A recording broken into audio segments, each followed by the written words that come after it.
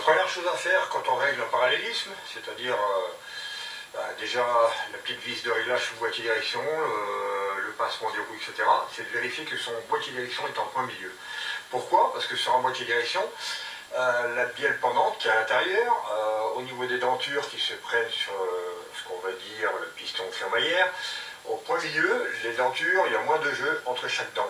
C'est-à-dire que quand vous tournez votre volant, à gauche ou à droite, il est libre, et quand il est en point milieu, il est un peu plus dur. C'est fait pour, quand vous roulez en ligne droite, sur autoroute ou quoi, pour éviter d'avoir le volant qui se balade de gauche à droite comme ça, et d'avoir la voiture qui zigzague.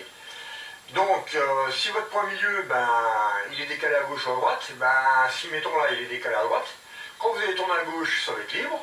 Quand vous allez être en ligne droite, la voiture va zigzaguer, et puis le volant fera ça, et quand vous allez tourner à droite, il va tourner, puis à un moment, il y aura un point dur, et il va tourner.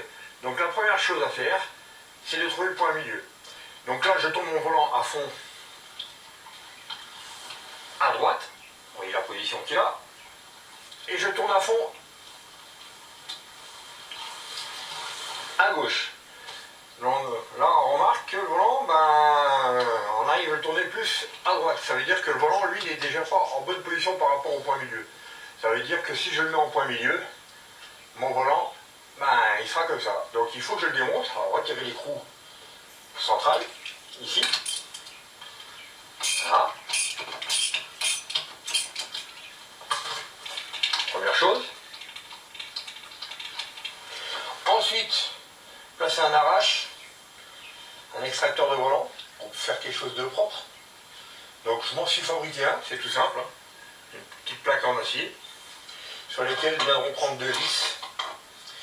Alors voilà, la première vis qui se visse là, et la seconde ici. Vous voyez? Donc, je mets mon extracteur en place.